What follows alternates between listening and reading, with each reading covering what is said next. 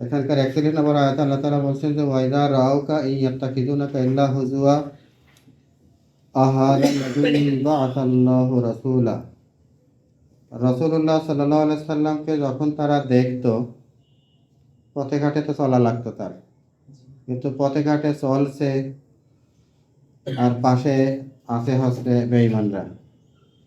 তো আমরা যারা ইফটিজিং বলি, মেয়েদের করে ইফটিজিং করে, রাসূলুল্লাহ সাল্লাল্লাহু আলাইহি ওয়াসাল্লামকে টোন করতো। ওরা বলতো যে আহাদাল্লাযী বা'আসাল্লাহু রাসূলা, এই লোককে আল্লাহ রসুল করে পাঠিয়েছেন। এরকম করে কথা বললে যিনি রসুল, সত্যিকারের রসুল, তাকে শোনায় যদি বলে এই লোককে রসুল করে পাঠিয়েছেন, তাহলে একটু অনেক কষ্ট হয়। এই কষ্ট দেওয়াটাই উদ্দেশ্য। 41 নম্বর আয়াত। 42 নম্বর আয়াতে আল্লাহ তাআলা বলছেন যে ইন কাদা লা ইউদিল্লুনা আন আলিহাতিনা লাউলা আন সাওয়ারনা আলাইহি। যারা টিটকারি মারে, তারা বলে যে এই লোককে রসুল করে পাঠাইছি, এ তো আমাদের ধ্বংসই করে দিয়েছিল প্রায়। ইন কাদা লা ইউদিল্লুনা আন আলিহাতিনা, আমরা যে সমস্ত দেবতার পূজা করে আসতেছি এতদিন, আমাদের প্রতিষ্ঠিত একটা ধর্ম ছিল, এই লোকটা আমাদের সেই প্রতিষ্ঠিত দিন থেকে তো একদম পথভ্রষ্ট করেই দিছিল। লাউলা আং সাবারনা আলাইহি, আমরা যদি ধৈর্য ধরে আমাদের সেই পূর্ববর্তী পিতৃপুরুষের ধর্মের উপরে ধৈর্য ধরে মজবুত হয়ে না থাকতাম, তাহলে এই লোকটা যে কাজ শুরু করেছে তাতে আমাদের কাছে বাপ দাদার ধর্ম থেকে আমরা পথভ্রষ্ট হয়ে গেছিলাম, প্রায় গেছিলাম, একদম কাজ প্রায় চূড়ান্ত হয়ে গেছিল। সাবারনা আলাইহি ওয়া সাওফা ইয়ালামুনা হিনা ইয়ারাউনাল আযাবা মান আদাল্লু সাবিলা। আল্লাহ তাআলা বলছেন যে অতি সত্বর ওরা বুঝতে পারবে যে আসলে পথভ্রষ্ট কে। ওরা বাপদাদার ধর্ম পালন করে ঠিক আছে, নাকি রাসূলুল্লাহ সাল্লাল্লাহু আলাইহি ওয়াসাল্লাম যেটা বলতেছে সেটাই ঠিক। আর সময় অল্প কয়েকদিন সময় দাও, বুঝতে পারবে। ওয়া সাওফা ইয়ালামুন, অতি সত্বর তারা জানতে পারবে। হিনা ইয়ারাউনাল আযাবা, যখন আযাব দেখবে। হিনা মানে যখন, ইয়ারাউনা মানে ওরা দেখবে, আযাবা মানে আযাব। তখন ওরা বুঝতে পারবে মান, কে বা কারা। মান হলো সিঙ্গুলার প্লুরাল উভয় অর্থে ব্যবহৃত হয়। মান আদাল্লু সাবিলা, পথভ্রষ্টতার দিক থেকে সবচেয়ে বেশি পথভ্রষ্ট কারা, সেটা আযাব সামনে আসার পরে ওরা ভালো করে বুঝতে পারবে। আগে গেল আর রাআইতা মান ইত্তাখাযা ইলাহাহু হাওয়াহু আফা আনতা তাকুনু আলাইহি ওয়াকিলা। হে রাসূল, কখনো তুমি কি সেই ব্যক্তির অবস্থা ভেবে দেখেছো যে তার নিজের প্রবৃত্তির কামনাকে প্রভু রূপে গ্রহণ করেছে? তুমি কি এহেন ব্যক্তিকে সঠিক পথে নিয়ে আসার দায়িত্ব নিতে পারো? আর রাআইতা মান ইত্তাখাযা ইলাহাহু হাওয়াহু, হাওয়া হলো নিজের প্রবৃত্তির কামনা বাসনা। প্রবৃত্তির কামনা বাসনা তো সবসময় আমাকে বিভিন্ন কাজের অর্ডার দেয়। যার গান ভালো লাগে তাকে বলবে যে হচ্ছে এই গান শোনো, হিন্দি গান শোনো, কেউ বলে যে পপ গান শোনো, কেউ বলে নাচ দেখো, কেউ বলে নেশা করতে যাও, কেউ বলে বন্ধুদের সাথে আড্ডা দিতে যাও। যত রকমের অপকর্ম আছে প্রবৃত্তিতে সেইগুলোই বলে। আর প্রবৃত্তি বলে আর আমি করি, প্রবৃত্তি বলে আর আমি করি। প্রবৃত্তি হচ্ছে কমান্ডিং পজিশনে আছে, সে খালি অর্ডার করে যাচ্ছে আর আমি করে যাচ্ছি, তাহলে ও আমার ইলাহ হয়ে গেছে। যে হুকুম করে আর আমি সেটা পালন করি, সে আমার ইলাহের পজিশনে বসে গেছে। মানুষ ইলাহের হুকুম এভাবে পালন করা উচিত। ওরা সেই কাম শুরু করেছে, প্রবৃত্তি যা কয় তাই করে। দুনিয়াতে যত পাপ আছে সব পাপই কিন্তু প্রবৃত্তি বলে বলেই করে মানুষ। তাহলে তারা প্রবৃত্তির দাস। তো তুমি কি তাকে দেখেছো যে নিজের প্রবৃত্তিকে মালিক বানায় নিছে, প্রভু বানায় নিছে, ইলাহ বানায় নিয়েছে, মাহবুদ বানায় নিয়েছে? তো যে যদি ওই রকমই হয়, কারো যদি দৃষ্টিভঙ্গিটা এরকমই হয় যে আমার মনে যেটা ভালো লাগে সেটা করব, আর মনে যেটা ভালো লাগে না সেটা আমি করব না, এই যদি কারোর একদম দৃঢ় সিদ্ধান্ত হয়, সেই লোকটাকে বুলেট মারলেও আর হেদায়েত করা যাবে না, হেদায়েত করা যাবে। সেই জন্য আল্লাহ তাআলা বলছেন যে আফা আনতা তাকুনু আলাইহি ওয়াকিলা, ওই লোকটাকে সঠিক পথে নিয়ে আসার দায়িত্ব, ওকিলগিরি আপনি নেবেন? নেবেন না। রাসূলুল্লাহ সাল্লাল্লাহু আলাইহি ওয়াসাল্লাম বলছেন আপনি পারবেন না সেটা করতে। যারা সঠিকটা অনুসন্ধান করতেছে তাকে সঠিকটার সামনে প্লেস করলে তখন বুঝে শুনে দেখে সে নেবে। আর যে সঠিকটা অনুসন্ধান করতেই চাই না, সে চাচ্ছে যে আমার মনে যেটা বলে সেটা কর, তাহলে তো তার সামনে খুব মূল্যবান জিনিস হাজির করলে সাথে নেবে না।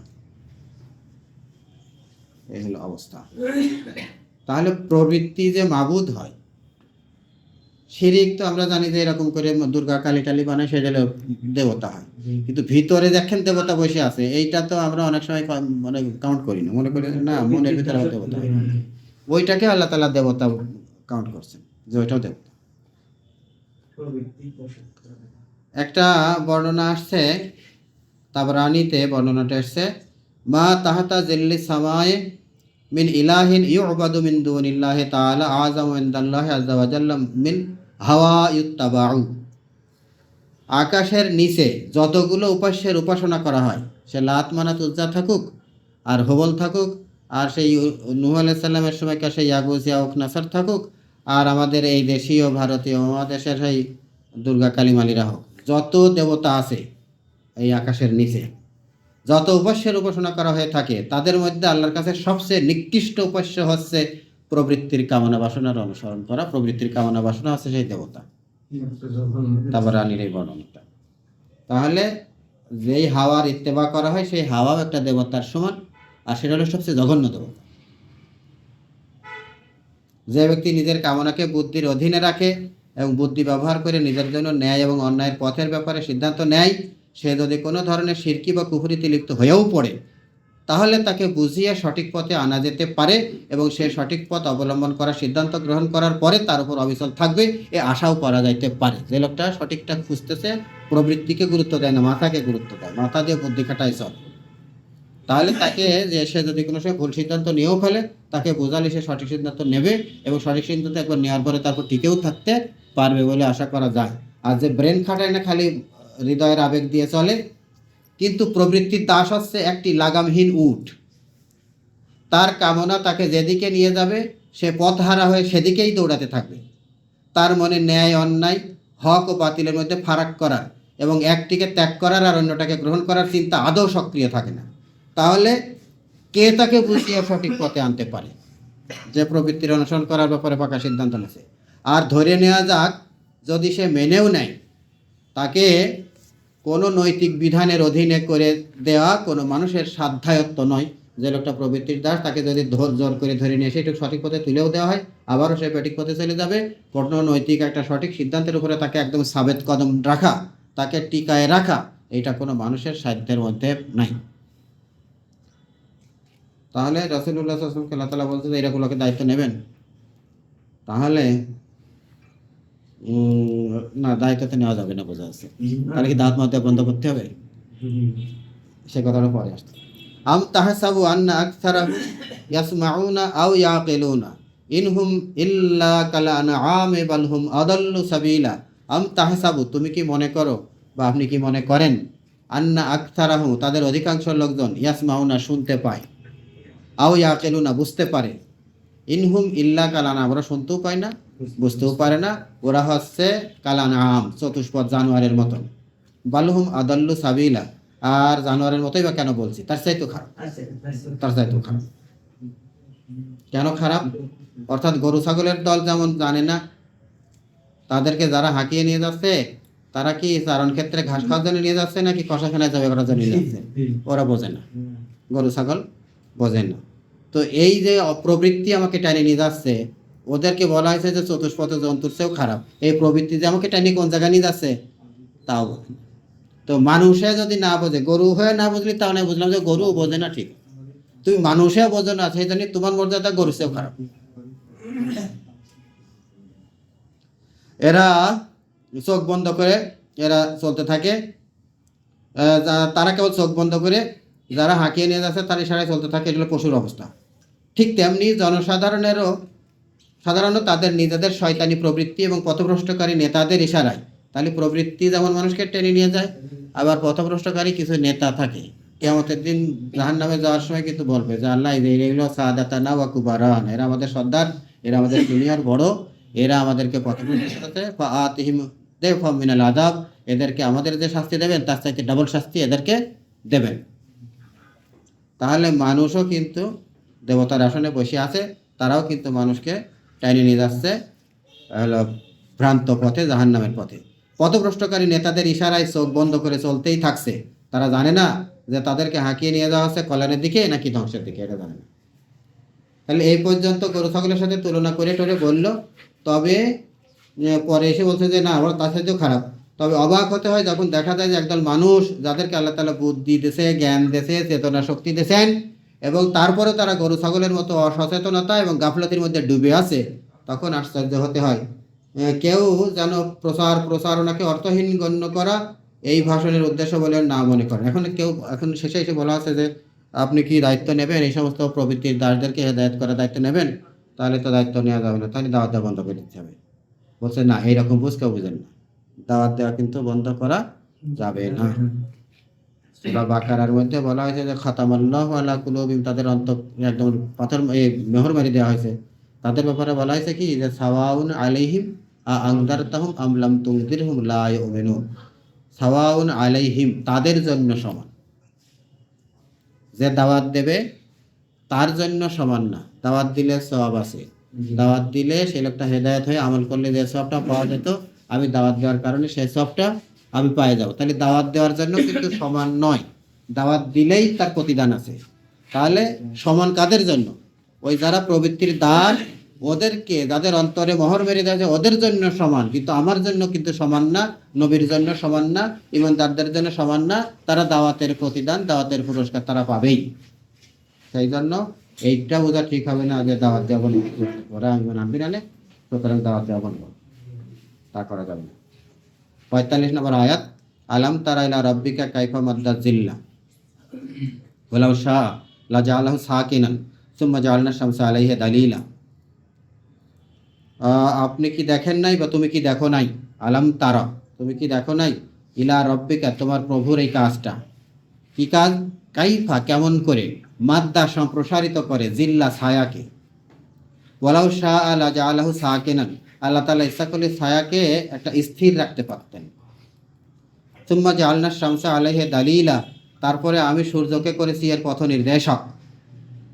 ছায়া যে বড় হয় আর ছোট হয় তার সম্পর্ক সূর্যের সাথে। সূর্য উপরের দিকে উঠবে তো ছায়া পায়ের কাছে গুছায় আসবে। সূর্য যদি উদয়ের প্রান্তে থাকে, দিগন্তে থাকে, তখন ছায়া লম্বা হবে। সূর্য যদি সম্পূর্ণ অদৃশ্য হয়ে যায় তাহলে পুরো পৃথিবীর ছায়ায় ঢেকে যাবে, তখন সেটাকে বলবে রাত। রাত এক রকমের ছায়া, রাত এক রকমের ছায়া। তো এই যে ছায়াকে বড় করা, সেটাকে গুছায় আনা, এই বিষয়টাকে চিন্তা করেছে, এই দিকটাতে মনোযোগ দেওয়ার জন্য আল্লাহ তাআলা ডাকছেন, আহ্বান জানাচ্ছেন। এবং বলা হয়েছে কি যে সুম্মা জাআলনা শামসা আলাইহি দালিলা, সূর্যকে তার পথ নির্দেশক করেছি। দালিল, পথ নির্দেশক, এটার আরবিটা হচ্ছে দালিল। এই শব্দটি এখানে ব্যবহার করা হয়েছে ঠিক এমন একটা অর্থে, যে অর্থে ইংরেজি ভাষায় পাইলট শব্দটির ব্যবহার করা হয়ে থাকে। মাঝি মাল্লাদের পরিভাষায় দালিল এমন এক ব্যক্তিকে বলা হয় যে নৌকাকে পথ নির্দেশনা দিয়ে চালাতে থাকে। ছায়ার উপরে সূর্যকে দালিল করার অর্থ হচ্ছে এই যে ছায়ার ছড়িয়ে পড়া এবং সংকুচিত হওয়া, সূর্যের উপরে ওঠা ও সূর্যের উপরে ওঠা এবং নেমে যাওয়ার উপরে নির্ভর করে, তার উদয় হওয়া অস্ত যাওয়ার উপর নির্ভরশীল এবং তার আলামত। তাহলে সূর্য যখন ডুবে যাচ্ছে তখনও ছায়া দীর্ঘায়িত হয়, সূর্য যখন কেবল উদয় অবস্থানে থাকে তখনও দীর্ঘায়িত হয়, আর সূর্য যখন মাঝ পয়েন্টে আসে তখন ছায়া অত্যন্ত গুছায় সংকীর্ণ হয়ে যায়। আচ্ছা, রাত সম্পর্কে ওখানে আল্লাহ তাআলা বলছে যে ইচ্ছে করলে স্থির করে দিতে পারতাম, তাহলে সূর্য যেখানে আছে ওখানে স্থির।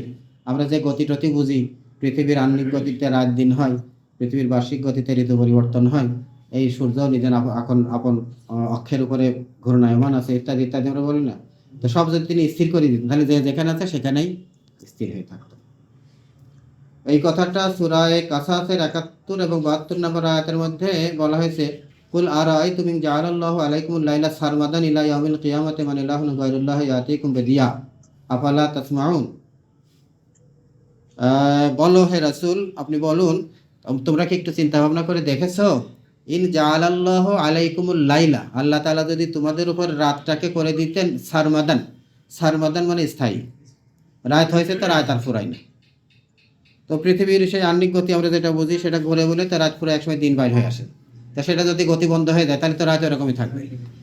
ওই যে ব্যাটারি কাঁটা করতেছে, যদি ব্যাটারিটা খুলে নেওয়া যায় বা ব্যাটারি ওখানে যাওয়া যায় তাহলে কাঁটা যেখানে আছে ওখানে সবসময় ওই 7টা বেজে থাকবে। তাহলে ওই রকম রাত যদি তিনি স্থির করে দিতেন ইলা ইয়াউমিল কিয়ামাতি, কিয়ামত পর্যন্ত রাত, খালি রাতই, তাহলে মান ইলাহুন গায়রুল্লাহ, আল্লাহ ছাড়া আর কে আছে ইলাহ, ইয়াতিকুম বিদিয়া, তার সেই ইলাহ এসে তোমাকে আলো নিয়ে এসে দেবে, কে আছে কেউ এরকম? আল্লাহ তাআলা জিজ্ঞাসা করতেছেন, কোনো ইলাহ আছে যে আল্লাহ রাত বানাই দিলে সেই রাতটাকে সরায় আর দিন এনে দিতে পারে? আফালা তাসমাউন, তারপরেও শোনো না কথা। তার মানে কি? কান দিয়ে বিবেক দিয়ে শোনা, তাই না? শোনো না। 72 নম্বর আয়াত আল্লাহ তাআলা বলেন, এটা হলো সূরা কাসাসের 72, কুল আরাআইতুম ইন জাআলাল্লাহু আলাইকুমুন নাহারা সারমাদান। আগেরটা বলল রাত যদি স্থায়ী হয়, আর এবার বলছে দিন যদি পক্ষান্তরে, দিনটাকে যদি স্থায়ী করে দেওয়া হয় তাহলে কিয়ামত পর্যন্ত যদি স্থির করে দিই, মান ইলাহুন গায়রুল্লাহ, আল্লাহ ছাড়া কোন ইলাহ আছে যে ইয়াতিকুম বিলাইলিন তাসকুনুনা ফিহি, রাত এনে দেবে আর সেই রাত্রে তোমরা ঘুমায় ঘুমায় বিশ্রাম করবা, এরকম সুন্দর রাত এনে দিতে পারে কে? আফালা তুবসিরুন, চোখে দেখো না, ভাবনা চিন্তা করে একটু দেখতে পারো না? এই বিষয়গুলো আল্লাহ তাআলা আমাদের বিবেচনার সামনে, বিবেকের সামনে নিয়ে আসছেন। তাহলে সূর্যকে বলা হচ্ছে যে ছায়ার উপরে দলিল করা হয়েছে, ছায়া সম্প্রসারণ সংকোচন আল্লাহ তাআলা করেন। সুম্মা কাবাদনাহু ইলাইনা কাবাদান ইয়াসিরা, সুম্মা কাবাদনাহু ইলাইনা কাবাদান ইয়াসিরা, অতঃপর যতই সূর্য উঠতে থাকে আর আমি ছায়াকে ধীরে ধীরে নিজের দিকে গুটিয়ে নিতে থাকি। ছায়া যে ছোট হয়, এখন সেটাকে আল্লাহ তাআলা বলছেন নিজের দিকে গুটায়নি। এটা একটা একটা বোঝার মতো পয়েন্ট, যে নিজের দিকে গুটিয়ে নেওয়ার কথা কারা বলছে। তো এখানে একটা টিকা আছে, নিজের দিকে গুটিয়ে নেওয়ার মানে হচ্ছে অদৃশ্য বিলীন করে দেওয়া, আস্তে আস্তে যে ছায়া হারিয়ে যায়। এখন একটা আগুন জ্বলতেছিল মনে করেন মোমবাতিতে, ফু মারলাম, আগুন নিভে গেল, কোন জায়গায় গেছে? বলতে হবে যে আল্লাহর কাছে চলে গেছে। তো এরকম যে জিনিস হারায় যায়, ওই রকম সেই জিনিস কোথায় যায়? আল্লাহর কাছে যায়। বিলীন করে দেওয়া, কারণ যে জিনিস ধ্বংস হয় তা আল্লাহর দিকে ফিরে যায়। প্রত্যেকটা জিনিস তার দিকে থেকে আসে আর তার দিকে ফিরে যায়। তাহলে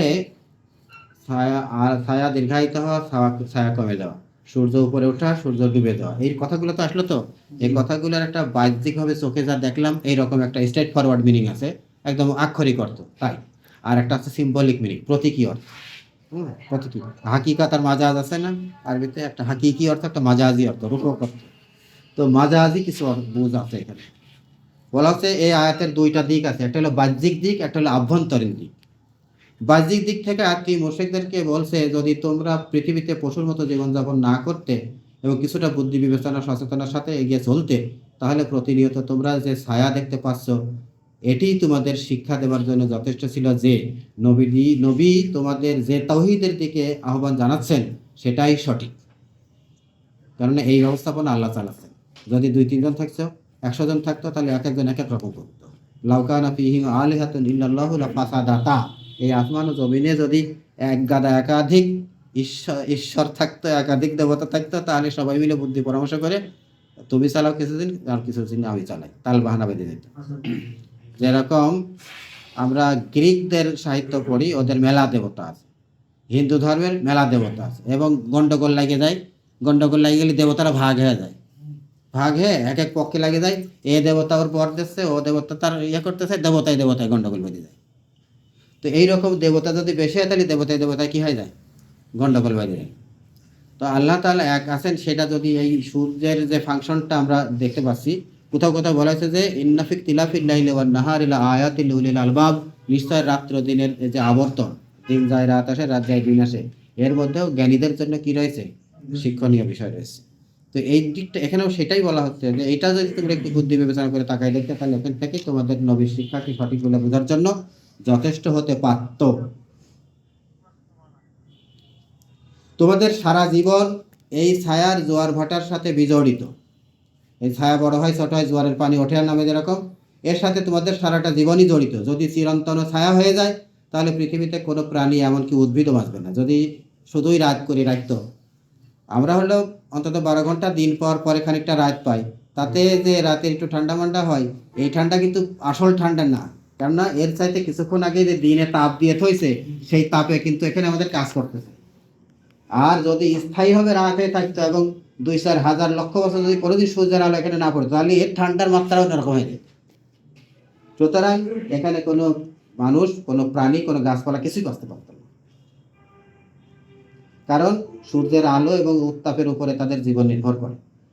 ছায়া যদি একেবারেই না থাকে, তাহলেও জীবন অসাধ্য। আবার রাত যদি নাই, খালি রোদই হতে থাকে, দিনই হতে থাকে, তাহলে জীবন অচল হয়ে যায়। কারণ সর্বক্ষণ সূর্যের মুখোমুখি থাকার এবং তার রশ্মি থেকে কোনো আড়াল না পাওয়ার ফলে কোনো প্রাণী এবং কোনো উদ্ভিদ বেশিক্ষণ টিকে থাকতে পারবে না। বরং পানি পর্যন্ত, আমাদের যে জলাশয়গুলো আছে তার পানি পর্যন্ত উদা হয়ে যায় যদি একটানা সূর্যের তাপ চলতে থাকে। রোদ ও ছায়ার মধ্যে যদি হঠাৎ করে পরিবর্তন হতে থাকে, তাহলে পৃথিবীর সৃষ্টিকুল পরিবেশের এসব আকস্মিক পরিবর্তন বেশিক্ষণ বরদাস্ত করতে পারবে না। কিন্তু একজন মহাজ্ঞানী স্রষ্টা ও সর্বময় ক্ষমতা সম্পন্ন সত্তা পৃথিবী ও সূর্যের মধ্যে এমন একটা ভারসাম্য প্রতিষ্ঠিত করে রেখেছেন, যার ফলে স্থায়ীভাবে একটা নির্দিষ্ট নিয়মে ধীরে ধীরে ছায়া বাড়ে আর ছায়া কমে, আর রাত হয় আর দিন হয়, এটা একটা আল্লাহ তাআলার বিশেষ ব্যবস্থাপনা, এটা চলতে আছে। এই ধরনের বিজ্ঞ ব্যবস্থাপনা কোনো অন্ধ প্রকৃতির হাতে আপনি প্রতিষ্ঠিত হতে পারে না। কিছু কিছু বিজ্ঞানীরা বলে যে বিগ ব্যাং থিওরি হঠাৎ করে একটা বিশাল শব্দ হয়ে এই মহাশূন্যে একটা জিনিস ছড়াছড়া করে গ্রহ নক্ষত্র হয়ে গেছে, এইভাবে চলতেছে। একদিন কথা কয়ে দেয় বিগ ব্যাং থিওরি। তো বলছে যে আল্লাহ তাআলা যদি না চালাতো ওই বিগ ব্যাং থিওরির নিয়মে এটা চলতে পারতো না। অথবা বহু সংখ্যক, আচ্ছা বুঝলাম দেবতা কেউ নাই, বিগ ব্যাং তো চললো না, আছে ঠিকই 36 কোটি দেবতা আছে, এইবার চালাতে 36 কোটি হলেও চলতো না, লাগবে একজনই। বহু সংখ্যক প্রভুও একে প্রতিষ্ঠিত করে একটি ধারাবাহিক নিয়ম শৃঙ্খলা সহকারে চালিয়ে আসতে পারবে না। কিন্তু এসব বাহ্যিক শব্দের অভ্যন্তর থেকে একটা সূক্ষ্ম ইঙ্গিত পাওয়া যায়, যেটা বললাম যে মাজাজি ভিতরে একটা রূপক জিনিস আছে। সেটা হচ্ছে বর্তমানে এই যে কুফরি ও শিরকের অজ্ঞতার ছায়া চতুর্দিকে ছেয়ে আছে, এখন বলছে যে এই ছায়াটা, অন্ধকারটা হচ্ছে কুফরি, আর আলোটা হচ্ছে নবীর শিক্ষা, আল্লাহর যে ওহির শিক্ষা সেইটা। তাহলে দিন হলো আলো, আর জাহেলিয়াত অন্ধকার। এই যে যেটা আছে সেটি হচ্ছে বর্তমানে এই যে কুফরি ও শিরকের অজ্ঞতার ছায়া চতুর্দিকে ছেয়ে আছে, এটা কোনো স্থায়ী জিনিস নয়। কুরআন এবং মুহাম্মদ সাল্লাল্লাহু আলাইহি সাল্লামের আকারে হেদায়েতের সূর্য উদিত হয়েছে, বাহ্যত ছায়া বিস্তার লাভ করেছে দূর দূরান্তে, কিন্তু এই সূর্য যতই উপরে উঠতে থাকবে ততই ছায়া সংকুচিত হতে থাকবে। আল্লাহ রাসূলের দাওয়াত সম্প্রসারিত হতে থাকবে, মুসলমানদের সংখ্যা বাড়তে থাকবে, আলো কি বাড়তে থাকবে, আর যত আলো বাড়তে থাকবে তত ছায়া কি হবে, গুছায় যাবে। তবে একটু সবরের প্রয়োজন। তাহলে এই আলোর বিস্তার আর আধারের বিনাশ দেখতে হলে একটু কি লাগবে, সবরের লাগবে, একটু সবরের প্রয়োজন। আল্লাহর আইন কখনো আকস্মিক পরিবর্তন আনে না। বস্তু জগতে যেমন সূর্য ধীরে ধীরে উপরে ওঠে এবং ছায়া ধীরে ধীরে সংকুচিত হয়, ঠিক তেমনি চিন্তা ও নৈতিকতার জগতে হেদায়েতের সূর্যের উত্থান এবং ভ্রষ্টতার ছায়ার পতন ধীরে ধীরেই হতে থাকে। ওয়াহুয়াল্লাযী জাআলা লাকুমুল লাইলা লিবাসান ওয়ান নাওমা সুবাতান ওয়া জাআলান নাহারা নুশুরান।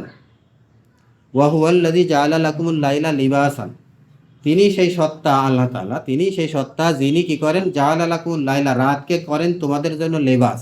আমার এই গায়ের পোশাক যেরকম আমার গা দেখা যাচ্ছে আর এটাতে ঢেকে আছে, এইরকম রাত এসে কি করে, লেবাস বানায় দেয়। পৃথিবীর রাত হচ্ছে লেবাস হয়ে যায়।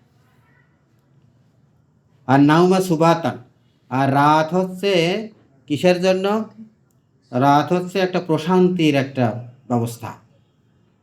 ওয়ান নাহারা নুশুরা, আর দিন হচ্ছে আবার ছড়িয়ে পড়ার ব্যাপার, এটা হচ্ছে পুনরুত্থানের মতন। আর তিনি রাতকে তোমাদের জন্য পোশাক, আর ঘুমকে মৃত্যুর শান্তি এবং দিনকে জীবন্ত হয়ে ওঠার পরিণতি করেছেন। এই যে ঘুমাই গেলাম রাত্রি, এটা একটা মৃত্যুর মতন, আবার রাত্রি উঠে সব ছড়াই বলে ওটা হলো জীবনের মতন। তাহলে রাত হলো মৃত্যুর শান্তি এনে দিচ্ছে, মানে একটা ঠান্ডা করে দিচ্ছে, আর দিনটা হচ্ছে দিনের মতো জীবনের মতো একটা গতিশীলতা এনে দিচ্ছে।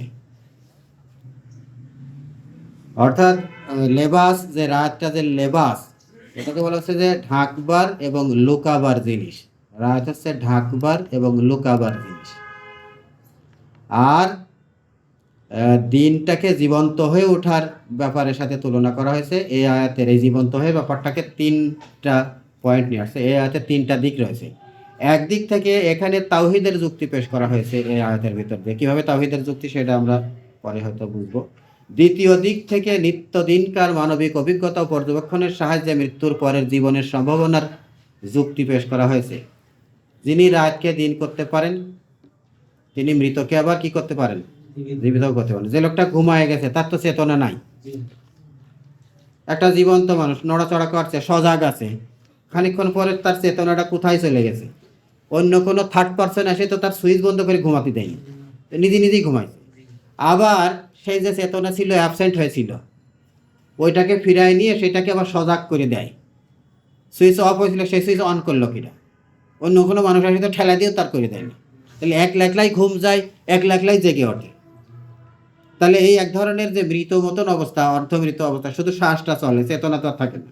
তাহলে সেই জায়গার থেকে যখন একটা সত্তাকে তোমাদের প্রত্যেক দিন 24 ঘন্টার মধ্যে একবার করে এই ঘটনা ঘটতেছে, কমপক্ষে একবার, কেউ তো দিনের বেলায় মাঝে মাঝে একটু ঘুমায়, তাহলে দিনের ভেতরে 2-3 বার জীবন মৃত্যুর যে খেলাটা খেলতেছে, তিনি আল্লাহ তাআলা তোমাদের মৃত্যুর পরেও আবার এইভাবেই জীবিত করতে পারবেন। এই বিষয়টা আল্লাহ তাআলা এখানে তুলে ধরেছেন। আমরা এই আয়াতের মধ্যে থেকে সেটাও বুঝতে পারি। 3 নম্বর যে পয়েন্ট সেটা হচ্ছে যে যেভাবে সুসংবাদ দেওয়া হচ্ছে যে জাহেলিয়াতের রাত শেষ হয়ে গেছে, অন্ধকার কি হচ্ছে, সূর্য যখন উঠতে থাকে অন্ধকার তখন কি হতে থাকে, দূর হতে থাকে। তো জাহেলিয়াতের রাত যে শেষ হচ্ছে আর আলো যে আসতেছে, এই যে সুসংবাদ দেওয়া হচ্ছে, এখন জ্ঞান চেতনা ও হেদায়েতের উজ্জ্বল দিবালোকের স্ফুরণ ঘটেছে এবং শিগগির বা দেরিতে যেমন করেই হোক নিদ্রিতরা জেগে উঠবেই। যারা এখন হেদায়েতের আলো লাভ করে নাই, গুমরাহির ঘুমে একদম আচ্ছন্ন হয়ে আছে, তারা জেগে উঠবেই। তবে যাদের জন্য রাতের ঘুম ছিল মৃত্যু ঘুম, তারা আর জাগবে না এবং তাদের না জেগে ওঠা হবে তাদের জন্য নিজেদের জন্য জীবন থেকে হারিয়ে দেওয়া। দিনের কাজ কারবার তাদের কারণে বন্ধ হয়ে যাবে না। কিছু মানুষ যদি হেদায়েত লাভ না করে, তারা যদি এই গুমরাহির অন্ধকারের মধ্যেই মাথা লুকায় শান্তি খুঁজে পাইতে পারে, তারা থাকুক, কিন্তু তার জন্য দাওয়াতের কাজ, দিনের সম্প্রসারণের কাজ থেমে থাকবে না। ওয়াহু আল্লাযী আরসালা রিয়াহা বুশরান বাইনা ইয়াদাই রাহমাতিহি ওয়া আনজালনা মিনাস সামাই মাআন তাহুরা। সেই আল্লাহ তাআলাই সেই সত্তা যিনি আরসালা প্রেরণ করেন, রিয়াহা বাতাস। কখন বাতাসটা পাঠাই? বাইনা ইয়াদাই রাহমাতিহি, রহমত পাঠানোর আগে আগে। মনে করেন রহমত হলো বৃষ্টি, তো বৃষ্টি যখন পড়তে শুরু করবে তার আগে ঠান্ডা বাতাস এসে খবর দিয়ে যায় যে বৃষ্টি আসতেছে, বা বৃষ্টির আগে আল্লাহ তাআলা বাতাস পাঠিয়ে দেন। এটা হচ্ছে সুসংবাদবাহী বাতাস। ও আনজালনা, আমি নামাই দিই, বর্ষণ করি, মিনাস সামায়ে, আকাশ থেকে, মা আন, পানি, তহুরান, পবিত্র বিশুদ্ধ পানি আল্লাহ তাআলা আকাশ থেকে নামিয়ে দেন। এটা আল্লাহ করেন। এখানেও আমরা যদি দেখি যে কুদরত আল্লাহ, এই বৃষ্টি আমরাই তো আর আনি না, আল্লাহ আনেন। আল্লাহ তাআলা এই ব্যবস্থাগুলো করতেছেন। কোথায় সেই ওইদিকে সমুদ্র রয়েছে, সেখান থেকে গাদা গাদা মেঘ উপরে তুলে বাতাসে ভাসায় আমাদের এদিকে স্থলভাগে নিয়ে চলে আসতেছে না। যদি বৃষ্টি হয় সমুদ্রের উপর মেঘ হয়, সমুদ্রের উপর বৃষ্টি হয়, বসে থাকতে আমার এখানে আসা লাগতো, কিন্তু বাতাসে করে সে বয়ে নিয়ে আসতেছে এখানে। আবার তিনি সেটা ফোঁটা ফোঁটা আকারে এখানে ঝরাচ্ছেন।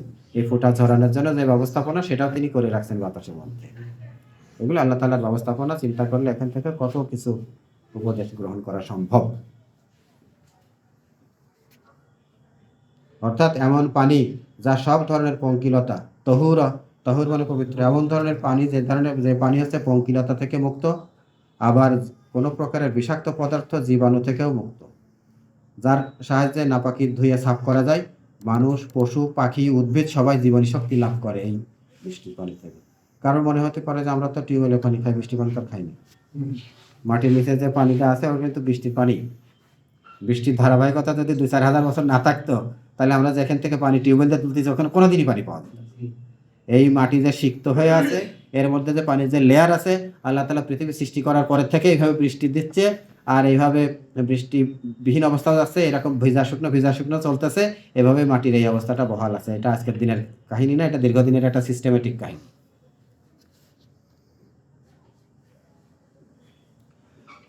আচ্ছা, আল্লাহ তাআলা যে বৃষ্টিটা বর্ষণ করেন, তার ফলে কি হয়? লেনুহিয়া বিহি বালদাতান মাইতান, একটা মৃত নগরী, মৃত শহর, মৃত এলাকা জীবিত হয়ে ওঠে। কোনো জায়গায় যদি দীর্ঘদিন বৃষ্টি না থাকে, মাটি শুকনো সাদা হয়ে যায়, আর শুকনো সাদা মাটিতে কোনো গাছপালা, কোনো ফসল হয় না।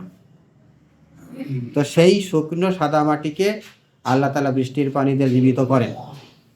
ওয়া নুসকিয়াহু, আরও পান করায় সেই পানি, মিম্মা খলাকনা, আমি যাকে সৃষ্টি করেছি তাদের। কি সৃষ্টি করেছি? আনআমান, জন্তু জানোয়ার, এদেরকে পানি খাওয়াই। ও আনাসিয়া কাসিরা, মানুষকেও পানি খাওয়াই। আল্লাহ মানুষকেও পানি খাওয়ায়, প্রাণীদেরকেও পানি খাওয়ায়, সেই পানি আকাশ থেকে নাজিল করেন। এখানেও 3টা দিক আছে, বলা হচ্ছে 3টা দিক আছে এখানেও। এই যে সিস্টেম আল্লাহ তাআলা চালাচ্ছেন, এর মধ্যে আল্লাহ তাআলা তাওহীদের দিকটা ফুটে ওঠে। 2 নম্বর, পরকালের যুক্তিও রয়েছে এর মধ্যে। পরকালের যুক্তি কি রয়েছে? যে একটা মাটি সাদা ছিল, ওখানে কোনো উদ্ভিদ ছিল না, কোনো ঘাস লতা পাতা ছিল না, আর বৃষ্টি এসে তার উপর পড়লো, আর সেখান থেকে ছোট ছোট সব সবুজ ঘাস লতা পাতা গজায় উঠলো। তো যে জায়গায় কিছুই দেখা যাচ্ছিল না, সেখানে লতা পাতা যদি গজাইতে পারে, তুমি মাটির নিচে কবর হয়ে যাচ্ছ, যা ছাই হয়ে যাচ্ছে, যাই হও না কেন, আবার ওই জায়গা থেকে তোমাকে আবার তুলে ফেলানো আল্লাহ তাআলার পক্ষে মোটেই কোনো কঠিন ব্যাপার নয়। এটাই এখান থেকে একটা পরকালীন জীবনেরও একটা ইঙ্গিত এই আয়াতের মধ্যে রয়েছে। এর আরেকটা সূক্ষ্ম বিষয় রয়েছে, সেটা হলো এর সঙ্গে সূক্ষ্ম বিষয়বস্তুটিও এর মধ্যে প্রচ্ছন্নভাবে রয়েছে যে জাহেলিয়াতের যুগ ছিল মূলত খরা ও দুর্ভিক্ষের যুগ। তাহলে এখানে আবার একটা সিম্বলিক জিনিস চলে আসলো, যেখানে জাহেলিয়াত আছে, যেখানে মূর্খতা আছে, যেখানে কুফুরি আছে, সেটা হলো মরা জায়গা। তাহলে ইমানদারদের দেশ জীবিত দেশ, তাজা ভূমি। আর যেখানে জাহেলিয়াত আছে, মূর্খতা আছে, কুফরি আছে, শিরিক আছে, সেখানে কি, সে হলো খরা, সেখানে কোনো ফসল টসল নাই, সে হলো মরা জমি। সেই যুগে মানবিকতার ভূমি অনুর্বর এবং অনাবাদী থেকে গিয়েছিল। এখন আল্লাহ অনুগ্রহ করে নবুয়তের রহমতের মেঘমালা পাঠিয়েছেন। এখন রাসূল আসলো, আল্লাহ তাআলার বাণী আসলো, এটা যেন বৃষ্টির মেঘ চলে আসে। তা থেকে ওহী জ্ঞানের নির্ভেজাল জীবন বাড়ি বর্ষিত হচ্ছে। ওখানে যেমন বললো আমি পবিত্র পানি অবতীর্ণ করি, আর এই যে হেদায়েত, এটাকে পানির সাথে তুলনা করা হচ্ছে, এই পানিও কি পবিত্র পানি।